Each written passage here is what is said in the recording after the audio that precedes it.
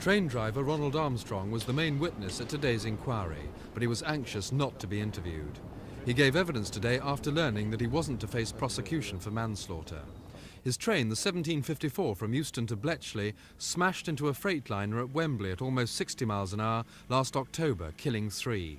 The inquiry heard that 63-year-old Mr. Armstrong had passed 2 warning lights and a red danger signal, and on 3 separate occasions he'd cancelled automatic warning buzzers which would have put on the brakes and averted the disaster.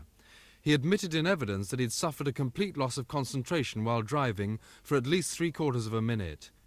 The inquiry was told that doctors and a consultant could find no medical explanation for his lapse of concentration. Armstrong, a part-time dog breeder, had been off sick for 6 weeks after a fall at his home. Then he had other periods of sickness with a heavy cold.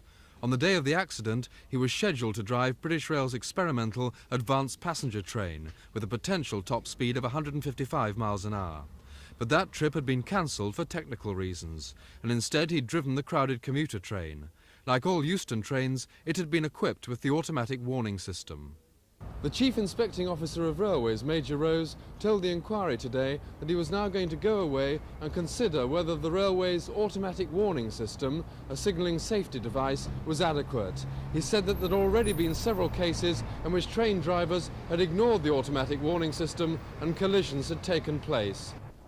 Since the accident, Mr. Armstrong, who lives at Leighton Buzzard, has been suspended on full pay. He's taking early retirement in May and won't drive a train again. Simon Neve at the Wembley Accident Inquiry.